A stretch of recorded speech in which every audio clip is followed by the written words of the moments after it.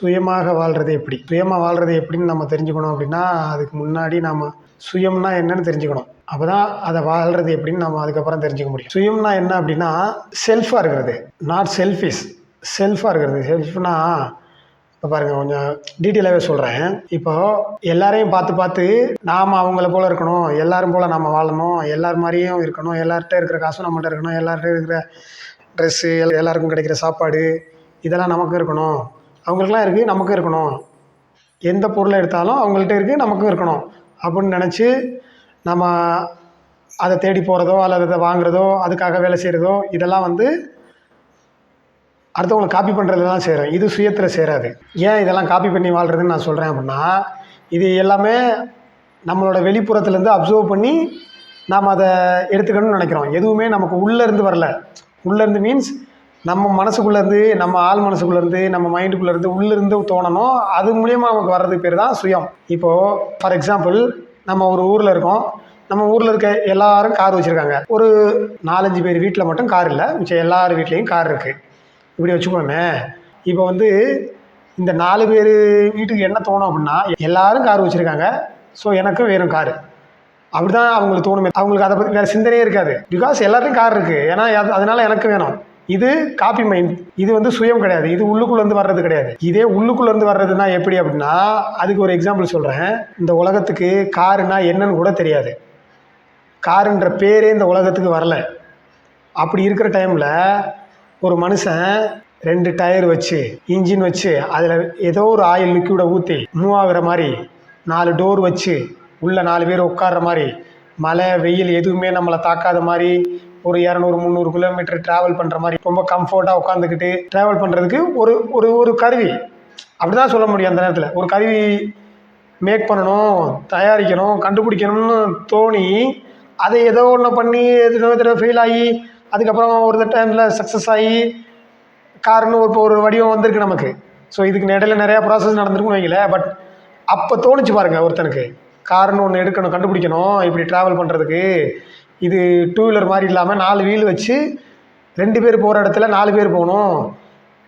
மழை வெயிலில் நனைஞ்சி போகிறத விட இதெல்லாம் இல்லாமல் ஒரு மாதிரி கம்ஃபர்ட்டாக உட்காந்து போகணும் அப்படின்னு ஒருத்தனுக்கு தோணி, டிஃப்ரெண்ட்டாக தோணி அதை கண்டுபிடிக்க முயற்சி பண்ணி ஒரு இடத்துல கொண்டாந்து நிப்பாட்டியிருக்கு பாரு. இப்போ அந்த கண்டுபிடிப்பு, இதுக்கு பேர் தான் சுயம். ஆக்சுவலாக அவன் அதை யோசிச்சிருக்கவே வேண்டியதில்லை.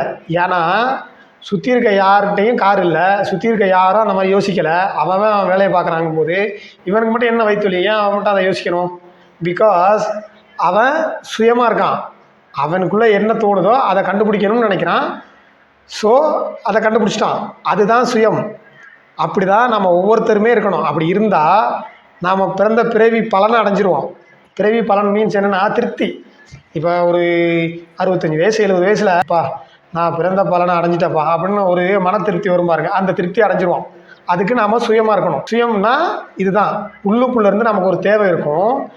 அந்த தேவை என்னன்னு கண்டுபிடிச்சி அதை நிவர்த்தி பண்ணிட்டோம்னா நம்ம சுயமாக இருக்கிறோம்னு அர்த்தம். நம்ம வாழ்க்கை ஃபுல்ஃபில் ஆயிரும். அதை விட்டுட்டு சைடில் இருக்க வச்சுருக்கான், எதுக்கு இருக்க வச்சுருக்கான், தூரத்தில் இருக்க வச்சுருக்கான், சொந்தக்காரன் வச்சுருக்கான், அவன்ட்டு அது இருக்குது இது இருக்குன்னு யோசித்து நம்ம அதை பார்த்து ஓடிக்கிட்டே இருந்தோம்னா எண்ட் ஆஃப் த லைஃப்பில் அந்த திருப்தி வராது மைண்டுக்கு. அது எங்கேயாவது கொண்டு லாக் ஆகி வச்சிரும் நம்மளை. இது சொல்லும்போது எத்தனை பேருக்கு புரியுதுன்னு தெரில. பட் வாழ்ந்து முடித்து 60-70 வயசில் போய் நிற்கிறவங்களுக்கு கண்டிப்பாக புரிய வாய்ப்பு இருக்குது. எப்படி சொல்கிறேன் அப்படின்னா, அவங்களோட வாலிப வயசுலேருந்து 50-60 வயசு வரையும் அவ்வளோ கஷ்டப்பட்டு உழைச்சிருப்பாங்க. பட் 60 வயசுக்கு அப்புறம் அவங்க குழந்தைங்களே அவங்கள பார்த்துக்காது. அவங்க பேரப்பிள்ளை கூட அவங்கள கண்டுக்காது. அப்போ அவங்களுக்கு தோணும், நாம் ஏன்டா எதுக்குடா இவ்வளோ உழைச்சோம், நம்ம இவ்வளோ கஷ்டப்பட்டோம், எதுக்கு? தேவையே இல்லையே. நம்ம பேசாமல் அராடைக்கு உழைச்சி அந்த காசை வச்சு ஏதோ ஒரு கடையில் சாப்பிட்டு நிம்மதியாக வாழ்ந்துருக்கலாமே கொஞ்ச நாளாவது. இவ்வளோ நாய் மாதிரி உழைச்சேன், இப்போ நிம்மதி இல்லாமல் உட்காந்துருக்குமே அப்படின்னு தோணும். பிகாஸ் சுயத்தில் இருந்து அவங்களுக்கு எது தேவையோ, அவங்க வாழ்க்கையை ஃபுல்ஃபில் பண்ணுற எது தேவையோ அதை செஞ்சுருந்தாங்க அப்படின்னா இந்த எல்லா பிரச்சனையும் இருக்காது உங்களை சுற்றி. இவங்களை தேடி எல்லாரும் வந்திருப்பாங்க. பிகாஸ் எல்லாருமே நம்ம பிறந்து வந்தது எல்லாமே ஒரு காரணத்துக்காக. அந்த காரணத்தை கண்டுபிடிச்சி அதுக்காக வாழ்ந்துட்டோம் அப்படின்னம்னா நம்மளை இந்த யூனிவர்ஸ் ரொம்ப சேஃபாக பார்த்துக்கும். நமக்கு நல்ல குழந்தைய கொடுக்கும், பேர குழந்தைய கொடுக்கும், நல்ல ரிலேஷன்ஷிப்பை கொடுக்கும். ஸோ அதே அவங்களே நம்ம நல்லா பார்த்துப்பாங்க. நல்ல லாயலான ஹெல்த்தியான கான்டாக்டை கொடுக்கும் இந்த யூனிவர்ஸு. இவங்கெல்லாம் நம்மளை ரொம்ப நல்லா பார்த்துப்பாங்க. ஆக மொத்தம் என்ன, யூனிவர்ஸ் நம்மளை நல்லா பார்த்துக்குதுன்னு அர்த்தம். ஸோ அதுக்கு நாம் நம்ம எதுக்காக பிறந்திருக்கோம்னு பார்த்து அதை நம்ம ஃபுல்ஃபில் பண்ணணும். அதை செஞ்சிட்டோம்னாலே வாழ்க்கையில் காசு, பணம், நிம்மதி, relationship, then what you want, இன்னும் என்ன வேணும் எல்லாம் கிடைக்கும்.